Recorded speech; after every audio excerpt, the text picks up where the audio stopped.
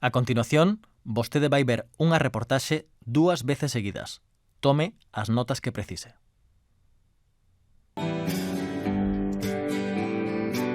A da viticultura na Ribeira Sacra é unha historia de raíces, de arraigamento da xente ás súas terras e a paisaxe dos canóns, abrupta e relaxante á vez. Só o apego explica que Antonio, aos seus 77 anos, siga facendo equilibrios nos bancais. Por non ires dar a volta, mira o lío que vas montar. Non. Suso.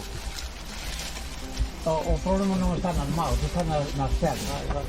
Tens que ir pouco a pouco, apoiándote, baixando un pouco tamén de espaldas a veces, como cuadra. É unha cousa de cariño, porque isto se non fora por eso, un sitio destos non atendían, porque hai viñas moito máis fáciles.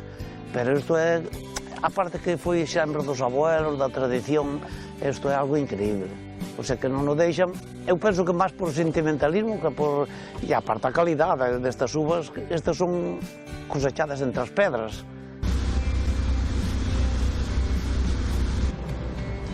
A esta viña accedes en barca.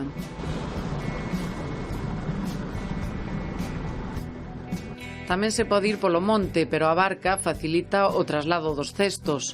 O cultivo desta viña está documentado desde o ano 1720, 3 séculos de historia en que foi pasando de xeración en xeración. Brais, de 23 anos, é o máis novo. Malia que o sistema de cultivo segue sendo rudimentario polas dificultades para introducir maquinaria, algo común na Ribeira Sacra, Brais recoñece que o seu traballo dista moito do que levaron os seus antepasados. Verá 8 ou 9 anos ou 10, gracias a meu tío Manolo Verao, que ideou un telesférico, así, por chamarlo de alguma maneira, para subir e baixar as uvas, que nos beneficiou moito, posto que non hai que carrexar máis que as caixas desde o muro ata o telesférico, ata onde pasa. O enxeño é outra das facultades máis estendidas na Ribeira Sacra.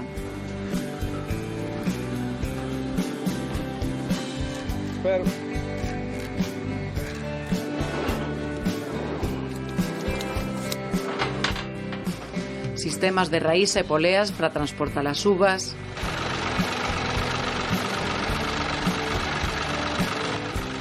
mangueiras infinitas para sulfatar sen entrar co tractor nas leiras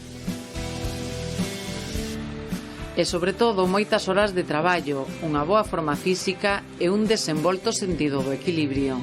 Xente non tive aquí por non salir ter vértigo.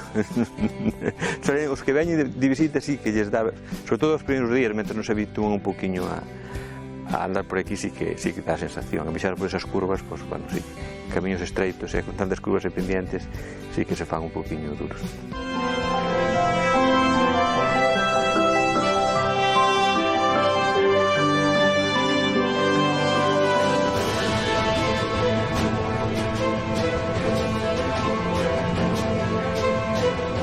O Consello Regulador da Denominación de Orixe lanzou hai uns días un vídeo promocional gravado con drons en que se aprecian as heroicidades da viticultura heroica. Leva preto de 100.000 visitas, moitas dos propios habitantes da zona, orgullosos dun modelo de produción que modela a paisaxe e o propio carácter das súas xentes. Un sistema único en Galicia e escaso en Europa. Só se practica no 4% do territorio destinado á produción vitícola. Zonas de Italia, de Francia, de Suiza, de Alemania, de Grecia, Portugal, que estamos nunhas condicións de traballo onde a mão humana ten que facer todo, onde a mecanización é prácticamente imposible, nos sitios máis, noutros menos. Todo este espacio que está así en pendente, considerase, chamase así, a viticultura heroica, porque, sin duda ninguna, ao traballar nestas ladeiras, pois é unha heroicidade, non cabe duda que cada cousa que faz nun espacio como este, pois significa un traballo, un esforzo físico moi superior a calquer outro espacio onde te movas. a razón pola que optaron por sementar cepas en pendentes cun 70% de inclinación e caídas de ata 500 metros nas zonas máis profundas dos canóns. Habería que preguntárllela aos romanos, aínda que foi na Idade Media cando se consolidaron os viñedos como cultivo prioritario, a consecuencia do interese e da capacidade de planificación das ordes monásticas que se asentaron nesta ribeira sagrada. Na xeira romana estuveron aquí desde as primeiras épocas da era cristiana, porque a maior mina de ouro do Imperio Romano eran as médulas e para eles todo este territorio era o seu amante, o seu territorio amado. E a gran explosión, digamos, da estrutura vitícola deuse na Edade Media con os mosteiros e a partir de aí pois pasou por diferentes etapas, non? O que é un espacio onde ao largo da historia os habitantes do territorio foron adaptando os bancales á realidade, ao que necesitaban en cada momento.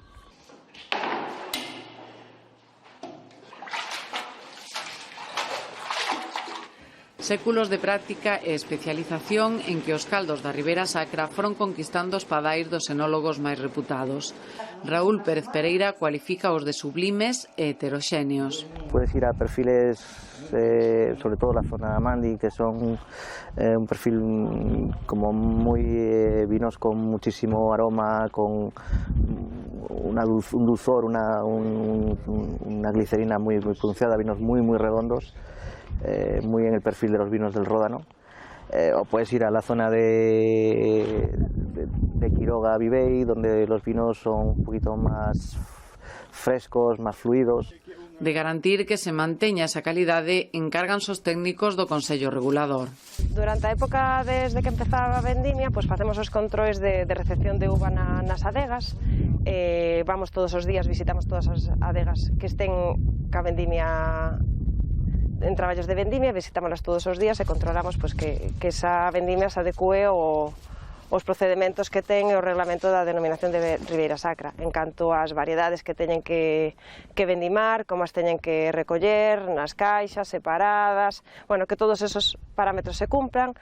A produción destinada ao mercado oscila entre 5 e 6 millóns de kilos, aproximadamente un terzo de todo o que se recolle dentro e fora da denominación de orixe. Producimos entre 15 e 20 millóns de kilos, 2 tercios bebémolos, co cual, visto o traballo que dá isto, pois creo que é unha boa decisión, e un tercio sacámoslo ao mercado. É unha denominación atípica hasta niso, moita parcelación, moi pequenos produtores, a xente fai o viño para si, despois pois, o que sobra, esa cantidad agora dedicada a comercializar, que cada vez é máis, porque é un modo de vida importante, ao precio que se paga a uva, fai que vaya medrando esa cantidad de uva que sale ao mercado.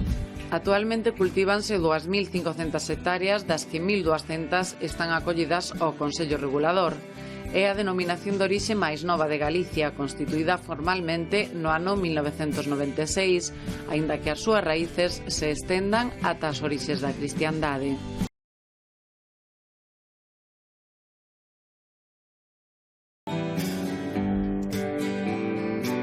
A da viticultura na Ribeira Sacra é unha historia de raíces, de arraigamento da xente ás súas terras e a paisaxe dos canóns, abrupta e relaxante á vez.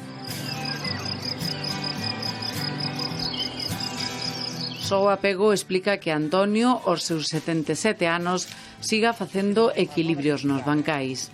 Por non ires dar a volta, mira o lío que vas montar. No. Suso. O problema non está nas maus, está nas pernas.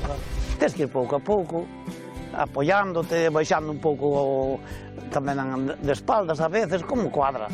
É unha cousa de cariño, porque isto se non fora por eso, un sitio destos non atendían, porque hai viñas moito máis fáciles. Pero isto é, aparte que foi sempre dos abuelos, da tradición, isto é algo increíble. O sea que non o deixan, eu penso que máis por sentimentalismo, que por, e aparte a calidade destas uvas, estas son cosechadas entre as pedras.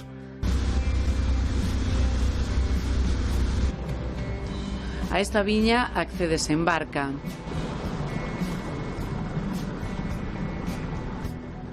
Tamén se pode ir polo monte, pero a barca facilita o traslado dos cestos.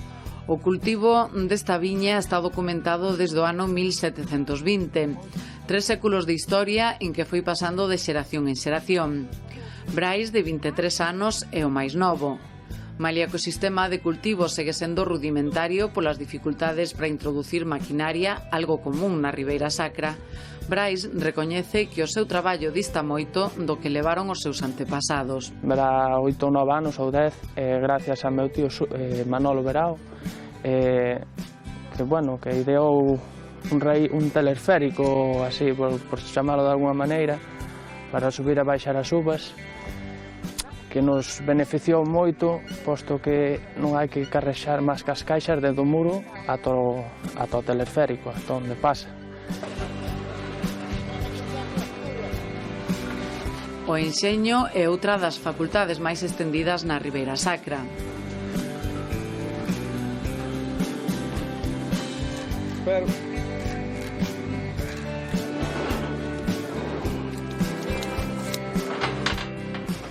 Sistemas de raíz e poleas para transportar as uvas,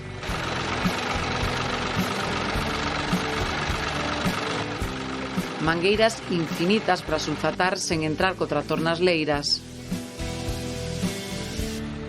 e, sobre todo, moitas horas de traballo, unha boa forma física e un desenvolto sentido do equilibrio. Xente nativa daqui non suele ter vértigo.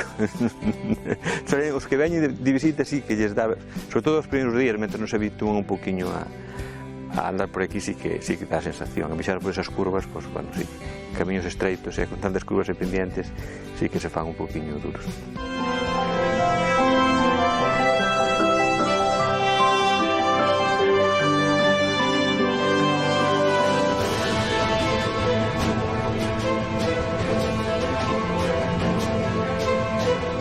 O Consello Regulador da Denominación de Orixe lanzou hai uns días un vídeo promocional gravado con drons en que se aprecian as heroicidades da viticultura heroica. Leva preto de 100.000 visitas, moitas dos propios habitantes da zona, orgullosos dun modelo de produción que modela a paisaxe e o propio carácter das súas xentes. Un sistema único en Galicia e escaso en Europa. Só se practica no 4% do territorio destinado á produción vitícola. Zonas de Italia, de Francia, de Suiza, de Alemania, de Grecia, que Portugal, que estamos nunhas condicións de traballo onde a mão humana ten que facer todo, onde a mecanización é prácticamente imposible, nuns sitios máis, noutros menos. Todo este espacio que está así en pendente, considérase, chamase así, a viticultura heroica, porque, sin duda ninguna, ao traballar nestas ladeiras, pois é unha heroicidade, non cabe duda que cada cousa que faz nun espacio como este, pois significa un traballo, un esforzo físico moi superior a calquer outro espacio onde te movas.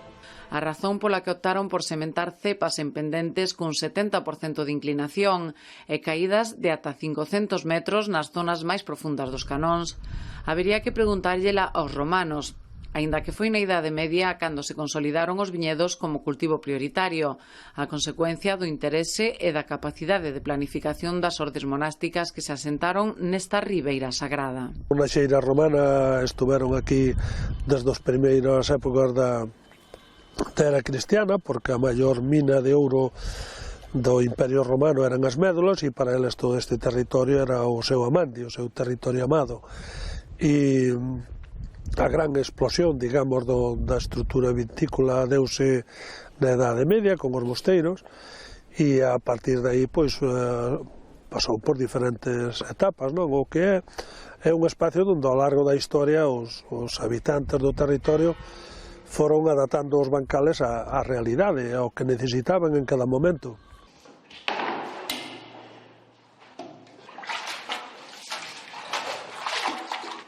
Séculos de práctica e especialización en que os caldos da Ribeira Sacra foron conquistando os padais dos enólogos máis reputados.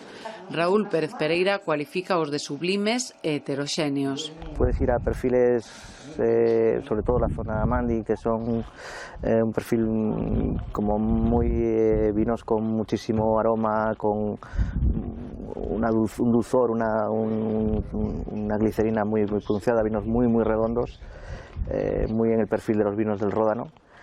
O puedes ir a la zona de Quiroga, Vivei, donde los vinos son un poquito más frescos, más fluidos. De garantir que se manteña esa calidade, encárganse os técnicos do Consello Regulador. Durante a época desde que empezaba a vendimia, pois facemos os controis de recepción de uva nas adegas. Vamos todos os días, visitamos todas as adegas que estén ca vendimia en traballos de vendimia, visitámolas todos os días e controlamos pois, que esa vendimia se adecue os procedementos que ten e o reglamento da denominación de Ribeira Sacra, en canto ás variedades que teñen que vendimar, como as teñen que recoller, nas caixas, separadas, bueno, que todos esos parámetros se cumpran. A produción destinada ao mercado oscila entre 5 e 6 millóns de kilos, aproximadamente un terzo de todo o que se recolle dentro e fora da denominación de orixe. Producimos entre 15 e 20 millóns de kilos, 2 tercios bebémolos, co cual, visto o traballo que dá isto, pois creo que é unha boa decisión, e un tercio sacámoslo ao mercado. É unha denominación atípica hasta niso, moita parcelación, moi pequenos produtores, a xente fai o viño para si, despois pois, o que sobrou, esa cantidad agora dedicada a comercializar, que cada vez é máis, porque é un modo de vida importante, ao precio que se paga a uva, fai que vai medrando esa cantidad de uva que sale ao mercado. Actualmente cultívanse 2.500 hectáreas, das que 1.200 están acollidas ao Consello Regulador. É a denominación de orixe máis nova de Galicia, constituída formalmente no ano 1996, aínda que as súas raíces se estendan ata as orixes da cristiandade.